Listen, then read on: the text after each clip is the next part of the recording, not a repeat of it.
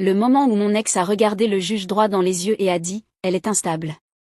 Elle ment à notre fille. Je veux la garde totale », j'ai senti l'air quitter mes poumons. Il l'a dit si calmement, comme s'il énonçait un fait. Et le juge, elle avait l'air de le croire. Je voulais parler. Je voulais crier, pleurer, expliquer quelque chose, mais rien n'est sorti. Je suis restée là, le cœur battant, figé sur cette chaise dure du tribunal, pendant que l'homme qui me disait autrefois qu'il m'aimait me dépeignait comme un danger pour la personne que j'aime plus que tout. Ma fille, Mila, était derrière moi, tenant la main de ma mère. Elle n'a que 7 ans, mais elle a tout vu, ses grands yeux bruns fixés sur les miens. Elle pouvait le voir. Elle pouvait le sentir. Je me noyais, et personne ne me jetait une corde. Damon, mon ex-mari, portait un costume bleu marine, comme s'il allait donner une conférence TED. Calme, posé, parfaitement préparé. Le même homme qui me criait dessus dans la voiture à cause d'une commande de plat à emporter mal choisi était maintenant assis devant un juge, ressemblant à l'incarnation même de la responsabilité. Il était charmant. Il l'a toujours été. C'était ça, le problème. Le juge m'a demandé si j'avais quelque chose à dire en réponse. J'ai ouvert la bouche, mais tout ce qui en est sorti, c'est un souffle tremblant. Mon avocat m'a jeté un regard silencieux. La salle d'audience était morte de silence. Mes mains tremblaient. J'étais sur le point de perdre ma fille, et il me semblait que personne ne voyait ce qui se passait réellement. Puis j'ai entendu une voix petite, claire et stable, venant de derrière moi.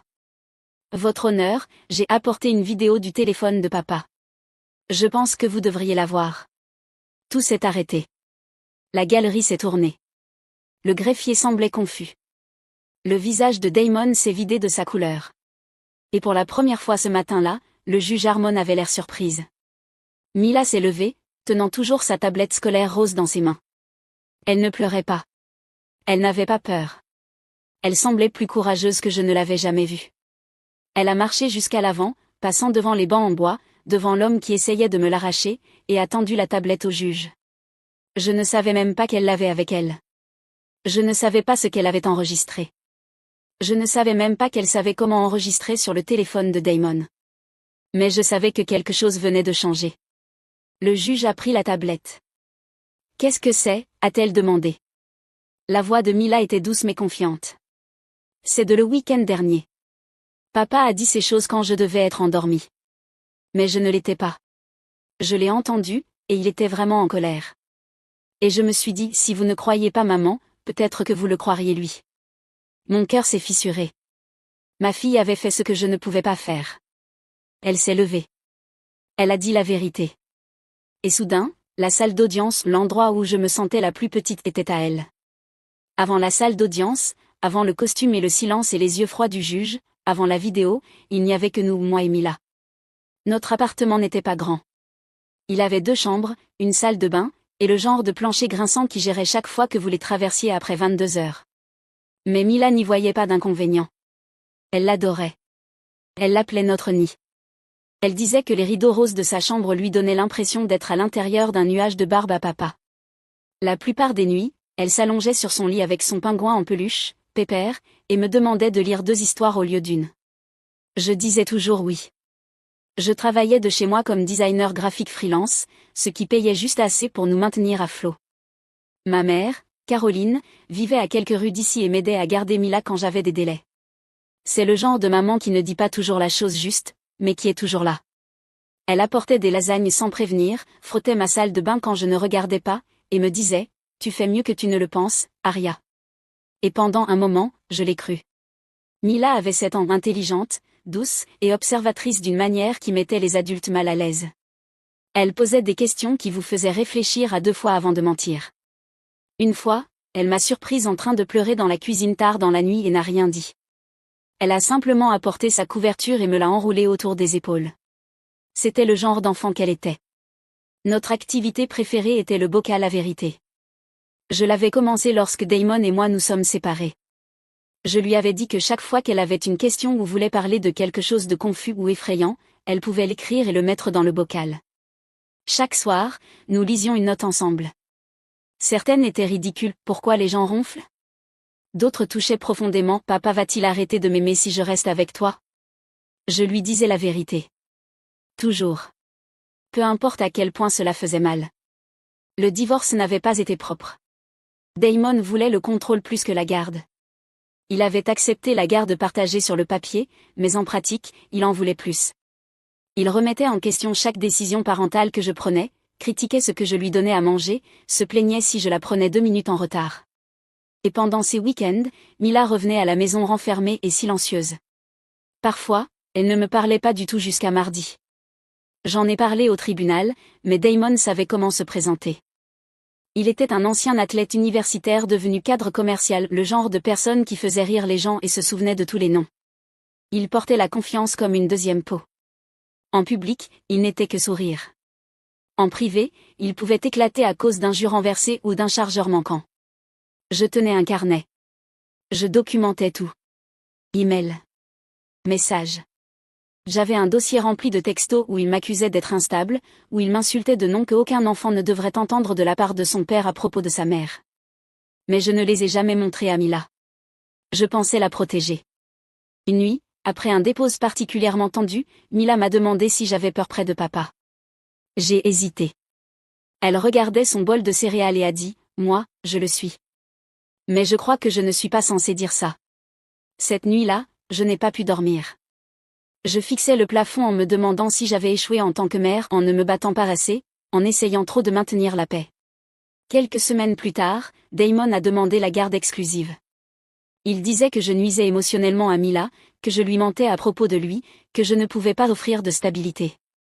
Son avocat a soumis des déclarations affirmant que j'étais erratique, peu fiable, et mentalement inapte à coparenter. Quand j'ai lu ces documents, mes mains ont tremblé. J'ai dû m'asseoir par terre. Caroline s'est assise à côté de moi, m'a pris le poignet et m'a dit, « Tu as la vérité. » C'est suffisant. Je voulais la croire, mais au tribunal, la vérité n'est pas bruyante. Elle est enfouie dans des preuves et tordue en stratégie. L'avocat de Damon a peint l'image d'une femme qui se défait. Mon avocat m'a dit de ne pas m'émouvoir, de ne parler que lorsqu'on me le demandait, de ne pas interrompre. Mais intérieurement, je criais. Mila a tout vu. Chaque larme que j'ai essayé de cacher. Chaque fois que je murmurais, ça va aller. Même lorsque je n'en étais pas sûre. Je ne savais pas qu'elle observait tout cela si attentivement. Je ne savais pas qu'elle écoutait. Je ne savais pas qu'elle préparait quelque chose. Elle n'avait que 7 ans.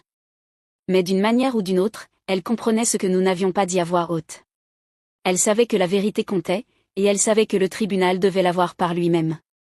L'audience de garde était fixée pour un lundi matin. Je n'ai presque pas dormi la veille.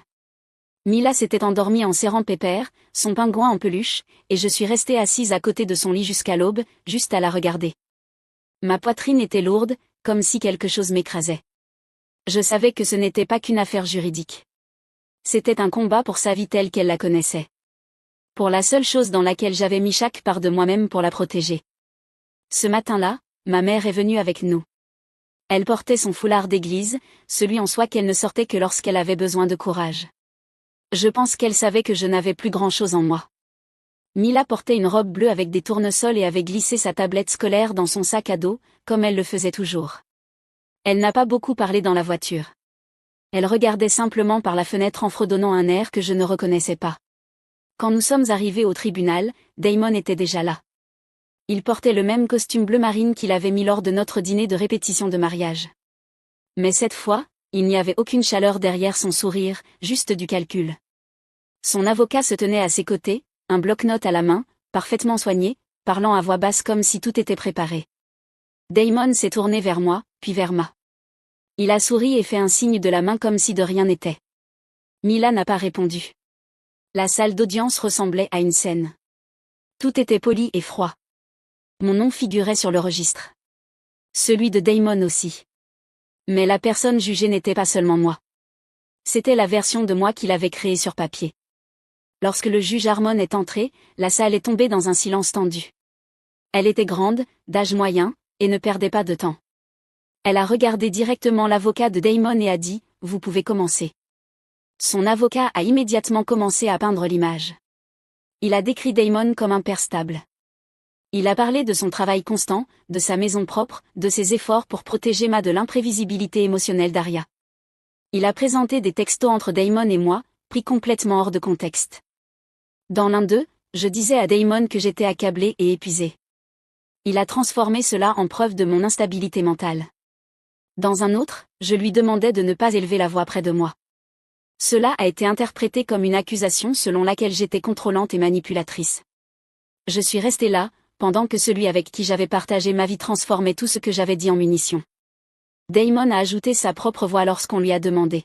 « Elle n'est pas bien, a-t-il dit, calme et posé. Elle dit à notre fille que je suis le méchant. Elle la confond. Elle fait en sorte que Mila ait peur de moi. Je ne veux pas la prendre par vengeance. Je fais ça pour la protéger. La protéger. » Ce mot m'a frappé comme une gifle. Le juge Harmon m'a regardé. « Mademoiselle Lennox, avez-vous une réponse ?» J'ai ouvert la bouche, mais rien n'en est sorti. Les mots étaient là, dans ma poitrine, battant pour être libérée, mais ma voix m'a trahi. Mon cœur battait la chamade.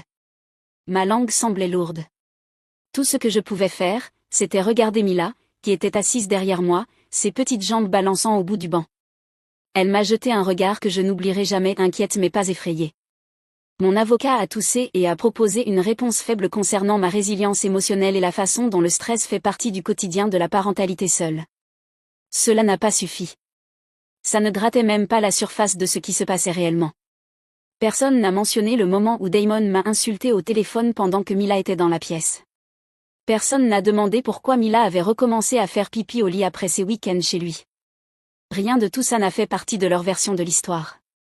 Le juge a légèrement hoché la tête, griffonnant des notes. Et puis Damon s'est levé à nouveau et a dit, « Votre honneur, je veux la garde exclusive. Je crois que ma fille est émotionnellement lésée, et je ne pense pas que la garde partagée soit dans son meilleur intérêt à ce stade. » J'ai senti les murs se refermer, ma respiration se couper, mes mains saisir les bras de ma chaise. Je regardais à nouveau Mila, ne sachant pas comment la protéger de ce qui se passait juste devant elle. C'est alors que Mila a lâché la main de ma mère, s'est levée et s'est avancée. Elle n'a pas demandé la permission. Elle n'a pas hésité. « Votre honneur, a-t-elle dit. J'ai apporté une vidéo du téléphone de papa. Je pense que vous devriez la voir. » La pièce tomba dans le silence. Le visage de Damon se figea. Ma mère retint son souffle. Je me tournai sur ma chaise, les yeux écarquillés. Mila se tenait là, tenant sa tablette scolaire, les épaules carrées, la voix stable. Le juge Harmon la regarda. « Pardon ?» Mila leva la tablette un peu plus haut. « C'est de ce week-end. » Il ne savait pas que j'étais éveillée, mais je l'étais. J'ai entendu ce qu'il a dit, et je pensais que ça pourrait être important. Personne ne parla. Ni Damon, ni son avocat, ni le juge. Et pour la première fois depuis le début de l'audience, je sentis quelque chose se produire. Mila n'avait pas apporté juste une vidéo, elle avait apporté la vérité dans la pièce, et tout le monde l'a ressenti. Mila se tenait au centre de la salle d'audience, tenant sa tablette comme un bouclier. Sa robe de tournesol semblait une taille trop petite, l'ourlet effleurant ses genoux, mais elle ne bougea pas. Elle ne chercha pas de réconfort en regardant derrière elle. Elle se tenait là, seule, face au juge. « J'ai apporté une vidéo du téléphone de papa, » répéta-t-elle. « Je pense que vous devriez la voir. » Le juge Harmon jeta un coup d'œil à l'huissier. « Apportez-la ici, dit-elle. » Mila fit quelques pas en avant et donna l'appareil à l'huissier, qui le remit au juge. Le silence s'étira dans la salle comme un fil tendu. La mâchoire de Damon était serrée, ses lèvres pressées en une ligne mince et indéchiffrable. Son avocat regarda tour à tour lui et la tablette, sans bouger. Le juge tourna l'écran vers elle et appuya sur le bouton de lecture. Un instant, il n'y eut rien, juste le bruit ambiant, ce bourdonnement lointain que l'on entend la nuit, quand le monde extérieur est devenu silencieux. Puis sa voix se fit entendre. Forte. Rude. Ce n'était pas le ton calme et posé qu'il avait utilisé quelques minutes plus tôt dans le tribunal. C'était indiscutablement Damon. Il criait. « Tu te crois si intelligente, hein? Vas-y, essaie de dire à quelqu'un. On verra bien ce qui se passera. Tu finiras dans une famille d'accueil, et ne crois pas que ta mère bien-aimée pourra te sauver. Elle est pathétique. » Une chaise racla. Une assiette tintait. La voix de Mila, douce et effrayée, murmura « Je suis désolée. » Il l'interrompit. « Ne réponds pas. T'as de la chance que je t'ai laissé venir. Si tu dis un mot à elle, je jure que... » Le juge appuya sur pause. Elle ne dit rien tout de suite. Elle resta là, les yeux fixés sur l'écran figé. Damon bougea sur son siège. Son avocat se pencha vers lui, murmurant quelque chose d'urgent et de paniqué, mais le juge leva la main pour le faire taire. « D'où cela vient-il » demanda-t-elle, d'un ton neutre. Mila répondit sans hésiter. « Il a laissé son téléphone sur le canapé. Je l'ai entendu crier. Je voulais l'enregistrer. J'avais peur, mais je me suis dit que si quelqu'un l'entendait, peut-être qu'il me croirait, moi et maman. » Ma poitrine se serra. Ma fille avait eu peur. Elle avait élaboré un plan, et elle l'avait mené à bien avec plus de courage que bien des adultes que je connais. Je voulais courir vers elle, l'enlacer, lui dire qu'elle n'aurait jamais dû avoir à faire cela. Mais je suis restée là, car ce moment lui appartenait. Damon prit la parole, sa voix soudainement forcée et défensive. « Votre honneur, cet enregistrement est complètement sorti de son contexte. » Je la punissais. Elle se comportait mal et... « Assez, » dit le juge. Sa voix n'était pas forte, mais elle trancha l'air comme une lame. Damon s'arrêta immédiatement. Le juge Harmon se tourna vers Mila.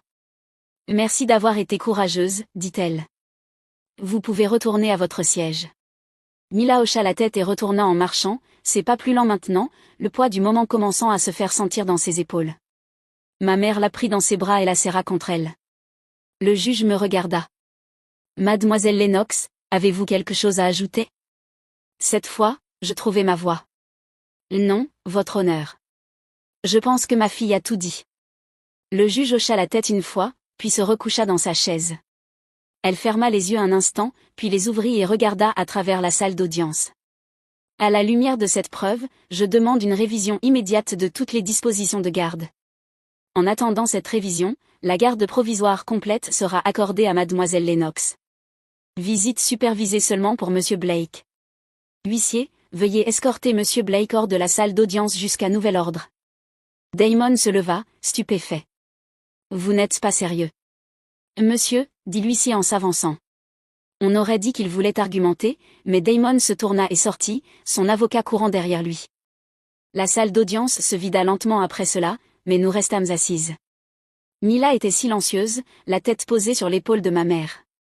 Je finis par me lever et me rendre près d'elle, m'agenouillant à côté d'elle. « Tu as été tellement courageuse, dis-je. » Elle hocha la tête mais ne parla pas. Je pouvais voir que ça la touchait maintenant, le poids de ce qu'elle avait fait. Elle n'avait pas seulement dit la vérité. Elle s'était dressée contre quelqu'un qui avait passé des années à lui apprendre à rester silencieuse. Et ce faisant, elle avait tout changé. Au moment où Damon sortit de cette salle d'audience sous la surveillance du huissier, toute l'atmosphère changea. On aurait dit que quelqu'un avait ouvert une fenêtre dans une pièce où nous retenions tous notre souffle. Je pus enfin inspirer. Pas complètement détendu, mais assez pour me rappeler que j'avais encore une voix. Et un battement de cœur. Le juge quitta le banc peu après avoir rendu son ordonnance. Son expression ne changea pas, mais je vis quelque chose de différent dans ses yeux lorsqu'elle regarda Mila, une reconnaissance silencieuse. Pas de pitié. Pas de surprise. Du respect. Je rassemblai nos affaires lentement, mes doigts tremblant légèrement tandis que je rangeais le sac de Mila. Elle était toujours blottie dans les bras de ma mère, épuisée mais vigilante. Sa tablette reposait à côté d'elle sur le banc, l'écran toujours sombre après la vidéo. Je tendis la main vers elle. « Tu veux venir avec moi ?» lui demandai-je. Elle hocha la tête et descendit du banc. En sortant de la salle d'audience, les gens nous observaient. Quelques-uns détournèrent vite le regard. D'autres soutinrent notre regard plus longtemps. Une femme nous fit un signe de bouche en disant le mot brave en nous passant. Dehors, devant les portes de la salle d'audience, je m'abaissai à la hauteur de Mila. Mes mains reposaient doucement sur ses bras. « Ça va ?» Elle haussait les épaules, puis dit enfin. « Je voulais pas le faire. Mais je devais. »« Je sais, » répondis-je. « Je suis tellement fière de toi. Tu n'aurais jamais dû porter ça seule. » Elle baissa les yeux. Je savais pas s'il me croirait. Ma gorge se serra. Ils t'ont cru. Parce que tu as dit la vérité. Et parce que tu étais assez forte pour te lever quand personne d'autre ne pouvait. Mila leva les yeux vers moi, ses yeux brillants de larmes silencieuses. Ça veut dire que je n'ai pas à retourner chez papa? Je la pris dans mes bras, la serrant aussi fort que je le pouvais sans lui faire de mal. Tu es en sécurité. C'est ce qui compte. Les officiers de justice nous donnèrent encore quelques instructions, y compris un planning de supervision temporaire pour Damon. Il serait évalué par un conseiller désigné par le tribunal avant d'obtenir tout accès supplémentaire à Mila. Ce n'était pas fini. Il y aurait d'autres audiences. D'autres documents. Encore des jours dans des salles d'audience qui ressemblaient à des champs de bataille. Mais la partie la plus difficile était derrière nous. Cet après-midi-là, nous allâmes directement chez ma mère. Je ne voulais pas être seule. Je ne voulais pas que Mila retourne dans notre appartement et ressente le silence qui résonnait parfois trop fort dans des espaces aussi petits. Ma mère fit de la soupe, bien qu'il fût chaud dehors. Elle faisait toujours de la soupe lors des journées émotionnelles. Elle disait que ça lui donnait quelque chose à remuer quand tout le reste semblait hors de contrôle. Mila était assise à la table de la cuisine, dessinant un tableau avec des crayons de couleur pendant que je remplissais encore des papiers judiciaires sur le canapé. À un moment donné, elle s'approcha et me tendit ce qu'elle avait fait. C'était un dessin de deux mains tenant un cœur. En dessous, elle avait écrit en grosses lettres irrégulières. La vérité est courageuse. Je pleurais à ce moment-là. Pas le genre de larmes discrètes et cachées. Mais celles qui viennent du fond de la poitrine quand la douleur a enfin trouvé sa sortie. Mila ne dit rien. Elle resta juste assise à côté de moi, appuyant sa tête contre mon bras. Cette nuit-là, avant de nous coucher, nous retournâmes à notre pot à vérité. Il avait accumulé de la poussière pendant quelques semaines. Je le tenais sur mes genoux tandis que Mila était assise en face de moi sur son lit. « Tu veux commencer ?» lui demandai-je. Elle secoua la tête et pointa la note pliée au sommet. Je l'ouvris et lus à voix haute. « Que se passe-t-il quand la vérité blesse les gens ?» Je la regardai. « C'est toi qui as écrit ça ?» Elle hocha la tête. Sa voix était calme. Je voulais pas blesser papa. Je voulais juste ne plus avoir peur. Je tendis la main et pris la sienne. La vérité peut parfois faire mal. Mais le silence fait encore plus mal. Ce que tu as fait aujourd'hui n'a blessé personne. Tu t'es protégé. Tu nous as protégés. Ce n'est pas mal. Elle fixa le pot pendant quelques secondes, puis murmura. Je pense qu'on devrait continuer à faire ça. On le fera, répondis-je. Chaque soir. Cette nuit-là, après qu'elle s'endormit, je me rendis dans le salon et me mis près de la fenêtre. Les réverbères clignotaient dehors. Des voitures passaient. La vie continuait. Mais tout dans notre monde avait changé. Damon ne contrôlait plus le récit. Il ne contrôlait plus la voix de Mila. Et pour la première fois depuis le divorce, je me sentais capable de respirer profondément, sachant que je n'étais plus seule dans ce combat. Ma fille avait pénétré dans un monde bien trop lourd pour ses années. Et elle n'avait pas seulement survécu. Elle l'avait changé. L'audience finale de la garde eut lieu 4 semaines après le jour où Mila s'était levée dans la salle d'audience. À ce moment-là, tout avait changé. Le conseiller désigné par le tribunal qui avait interrogé Damon déposa un rapport détaillé. Il décrivait un comportement contrôlant, une instabilité émotionnelle, et un manque de considération inquiétant pour le bien-être de Mila. Il n'y a tout, bien sûr. Mais la vidéo parlait plus fort que n'importe lequel de ces mots. Associé à la déclaration de Mila, cela suffisait au tribunal pour retirer ses droits de garde non supervisés. Lorsque le juge lut sa décision finale, je restai silencieuse, retenant mon souffle à nouveau. Mais cette fois, ce n'était pas par peur. C'était par espoir.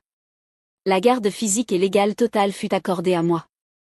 Damon aurait des visites strictement supervisées 2 fois par mois dans un centre neutre avec des professionnels formés. Il n'y aurait pas de nuit à passer là-bas. Plus de portes fermées ni de week-end. Plus de menaces murmurées. La voix de Mila avait brisé cette illusion pour toujours. Nous quittâmes le tribunal dans le silence ce jour-là. Mila tenait ma main tandis que nous descendions les longues marches à l'extérieur. Ma mère marchait à côté de nous, son sac à main se balançant contre sa hanche, les yeux scrutant le trottoir à la recherche de Damon bien que nous sachions qu'il ne s'approcherait pas. Il ne m'avait pas parlé depuis la première audience. Ça ne me dérangeait pas. Plus tard dans la soirée, nous sommes allés dans un petit dîner que Mila adorait, celui avec les banquettes rouges et les pancakes en forme d'animaux. Elle s'est assise en face de moi et a demandé. « C'est fini maintenant ?» Je n'ai pas menti. « C'est plus sûr maintenant », ai-je dit. « Nous ne sommes pas encore sortis d'affaires, mais nous n'avons plus peur. » Elle hocha la tête et remua son lait au chocolat avec sa paille. « Je suis contente d'avoir parlé. » Moi aussi. Il y a des jours où je rejoue encore la salle d'audience dans ma tête. Le changement de visage de Damon quand Mila a parlé. La façon dont sa voix, claire et calme, portait plus de poids que n'importe quel argument juridique ce jour-là. Ma fille m'a rappelé que la force ne vient pas toujours de crier plus fort. Parfois, elle vient du courage de parler quand on n'est pas sûr que quelqu'un nous écoutera. Dans les semaines suivant la décision finale, j'ai repris une thérapie. Pas parce que je m'effondrais, mais parce que j'avais enfin l'espace pour traiter ce que j'avais survécu. J'ai réalisé que j'avais passé tellement de temps à essayer de rester à flot que je n'avais jamais appris à me sentir à nouveau en sécurité. Cela prendra du temps. Mais maintenant, j'avais le temps. Mila a commencé à dessiner davantage. Ses croquis ont changé. Avant, ils étaient remplis de maisons sans fenêtres et de cieux orageux. Maintenant, elle dessine des arbres avec des racines et des enfants qui se tiennent par la main. Elle a dessiné une image du pot de la vérité et l'a collée au mur de sa chambre. Chaque soir, elle me rappelle de le vérifier. Une nuit, j'ai sorti un mot qui disait « Est-ce que les gens courageux ont encore peur ?» J'ai souri et lui ai dit oui. Ils ne laissent juste pas la peur être la fin de l'histoire. Elle a écrit un autre mot quelques jours plus tard. « Est-ce que les enfants peuvent aussi protéger les adultes ?» Je l'ai regardé et j'ai dit « Tu l'as fait. » Je raconte cette histoire parce qu'il y a des femmes là-bas, en ce moment, qui sont assises dans le silence. Se demandant si la vérité sera un jour suffisante. Se demandant si quelqu'un les croira plutôt que la personne qui sait comment se présenter sous son meilleur jour en public. Je raconte cette histoire parce que parfois la vérité ne vient pas d'un avocat ou d'un argument juridique. Parfois, elle vient d'un enfant qui a vu plus qu'elle n'aurait dû. Et qui décide que rester silencieuse n'est plus une option. Avant, je pensais qu'être une bonne mère signifiait protéger Mila de tout ce qui était difficile et douloureux. Maintenant, je sais que cela signifie être à ses côtés à travers tout ça. Lui apprendre à dire la vérité, la laisser me voir pleurer. Puis lui montrer ce à quoi ça ressemble de se relever. Nous avons encore des jours difficiles. Mais ils ne nous définissent pas. Nous ne sommes pas les versions effrayées de nous-mêmes que Damon a essayé de nous piéger dans. Nous sommes fortes quand nous devons l'être. Nous sommes silencieuses quand nous choisissons de l'être. Et nous sommes libres. Mila nous a sauvés ce jour-là. Elle n'a pas seulement apporté la vérité dans cette salle d'audience. Elle a apporté la lumière. Et pour la première fois depuis des années, je ne me suis pas sentie comme si je la perdais. Je me suis sentie comme si je la rencontrais pour la première fois. Si vous êtes encore là, merci de m'avoir écouté. Ce n'était pas une histoire facile à raconter.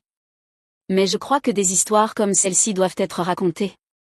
Parce que quelque part, une autre mère est assise dans le silence, pensant que personne ne la croira. Et peut-être qu'elle avait juste besoin d'entendre ça. Si cette histoire vous a touché, s'il vous plaît, aimez la vidéo. Partagez-la avec quelqu'un qui en a besoin et laissez un commentaire. Je les lis. Et ils comptent plus que vous ne le savez. Et si vous voulez entendre plus d'histoires vraies, brutes, honnêtes, et pleines de cœur, abonnez-vous à la chaîne et activez les notifications. Il y en a encore d'autres à venir. Merci encore d'être ici. Restez courageuse, restez gentille. Et n'oubliez jamais que la vérité compte.